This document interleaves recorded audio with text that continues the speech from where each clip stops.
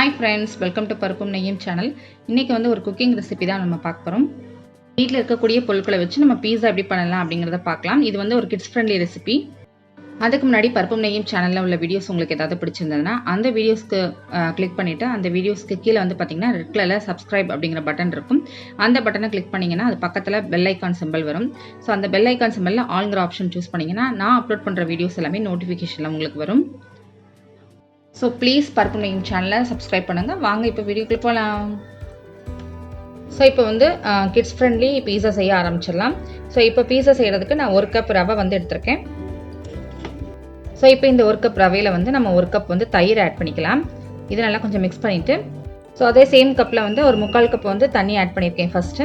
அதை வந்து நான் கொஞ்சம் நல்லா மிக்ஸ் பண்ணிவிட்டு அதுக்கப்புறம் கொஞ்சம் தண்ணி வேணும்னா நம்ம வந்து ஆட் பண்ணிக்கலாம். ஆட் பண்ணிவிட்டு கொஞ்சம் இந்த மாதிரி திக் கன்சிஸ்டன்சியே நம்ம வந்து ஒரு 15 to 20 மினிட்ஸ் வரைக்கும் கொஞ்சம் நல்லா ஊற வைக்கணும்.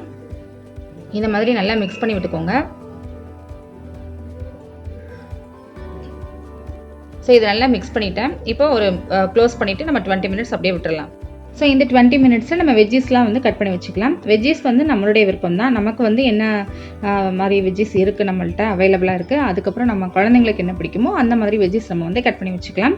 ஸோ நான் வந்து பார்த்திங்கன்னா ஒரு பெரிய வெங்காயம் வந்து ஒரு 3 டேபிள் ஸ்பூன் கட் பண்ணியிருக்கேன்.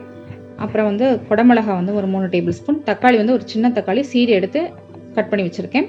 ஸோ ஒரு அரை பச்சை மிளகாய் மட்டும் ஆட் பண்ணியிருக்கேன். கொஞ்சம் வாசனைக்கு அது உரைப்பில்லை, அதனால் நான் வந்து ஒரு அரை பச்சை மிளகாய் மட்டும் ஆட் பண்ணியிருக்கேன். ஸோ ஒரு 20 மினிட்ஸ் கழித்து நம்ம வந்து இந்த மாதிரி கொஞ்சம் தண்ணி ஆட் பண்ணி நம்ம அந்த மாதிரி மிக்ஸ் பண்ணி வச்சுக்கலாம். ஊத்தப்பத்துக்கு நம்ம எப்படி மாவு கரைச்சி வச்சுக்குவோமோ அந்த அளவுக்கு நம்ம கரைச்சி வச்சுக்கலாம். ரொம்ப தண்ணி வேண்டாம். ஸோ இதில் வந்து நம்ம வெஜ்ஜீஸ்லாம் வந்து ஆட் பண்ணிக்கலாம்.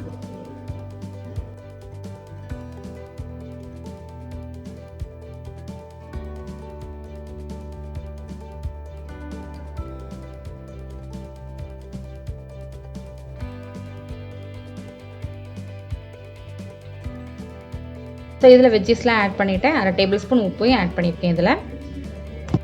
ஸோ இப்போ தவா அடுப்பில் வச்சுட்டு நம்ம தவா நல்லா சூடானதுக்கப்புறம் இதில் வந்து கொஞ்சம் ஆயில் ஆட் பண்ணிக்கலாம் தவாவில். அதுக்கப்புறம் நம்ம இது மாவை வந்து ஊத்தப்பம் மாதிரி நம்ம இதில் ஆட் பண்ணணும். ஸோ இதை நம்ம சீஸ்லாம் பிடிக்கலை அப்படின்னா ஜஸ்ட் நம்ம ஊத்தப்பமாகவே இந்த ரவா ஊத்தப்பமாகவே சாப்பிட்டுக்கலாம். இது ரொம்பவே டேஸ்ட்டாக இருக்கும். ஸோ நம்ம மாவு விட்டுட்டு நம்ம எண்ணெய் ஆட் பண்ணிக்கலாம். ஸோ இந்த 1 கப் ரவையில் வந்து நம்ம 4 பீஸா வந்து ரெடி பண்ணிக்கலாம். ஸோ இதில் வந்து நம்ம சாஸ் இருக்குல்ல, டொமேட்டோ சாஸ்லாம் வந்து ஆட் பண்ணிக்கலாம். செஸ்பான் சட்னி ஆட் பண்ணிக்கலாம். நம்மளோட விருப்பத்துக்கு தகுந்த மாதிரி, உரைப்புக்கு தகுந்த மாதிரி அந்த மாதிரி ஆட் பண்ணிக்கலாம். நான் வந்து செஸ்பான் சட்னி ஆட் பண்ணல, ஏன்னா குழந்தைங்க சாப்பிடுவாங்க அப்படின்னு சொல்லிட்டு டொமேட்டோ சாஸ் மட்டும் நல்லாவே வந்து ஸ்ப்ரெட் பண்ணி விட்டுறணும்.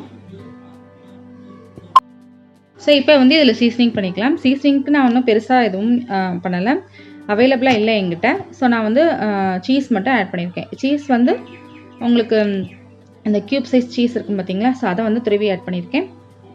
ஸோ இதில் வந்து நம்ம சின்ன சின்ன குடமிளகாயை கட் பண்ணி வச்சுக்கலாம். இதில் வெங்காயம், தக்காளி டேஸ்ட் நம்மளோட டேஸ்ட்டுக்கு தகுந்த மாதிரி நம்ம வெஜ்ஜீஸ் வந்து ஆட் பண்ணிக்கலாம்.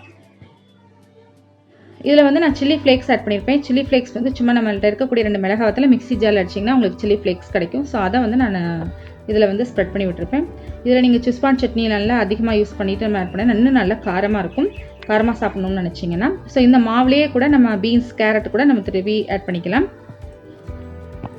ஸோ இப்போ 5 மினிட்ஸ் வந்து நம்ம க்ளோஸ் பண்ணி வச்சிடலாம். வச்சுட்டு இந்த மாதிரி பார்த்தீங்கன்னா சூப்பரான பீஸா ரெடி. கிட்ஸ் ஃப்ரெண்ட்லி ரெசிபியான ஊத்தப்பம் பீஸா ரெடி. நமக்கு அந்த சீஸ்லாம் நமக்கு பிடிக்காது, அந்த மாதிரி சீசனிங் எதுவும் பிடிக்காது அப்படின்னா நம்ம வெறுமனையாக கூட நம்ம சாப்பிட்டுக்கலாம். சூப்பராக வீட்லேயே எம்மியான பீஸா வந்து ரெடி பண்ணியாச்சு, குழந்தைங்களுக்கு பிடிச்ச பீஸா. இந்த வீடியோ உங்களுக்கு இன்ட்ரெஸ்டிங்காகவும் ஒரு ஐடியா கிடச்சிருக்குன்னு நினைக்கிறேன், எப்படி வீட்டில் வந்து பீஸா ரெடி பண்ணலாம் அப்படின்னு சொல்லிட்டு.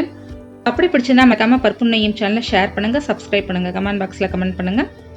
வீடியோ பிடிச்சின்னா லைக் பண்ணுங்கள். Bye friends.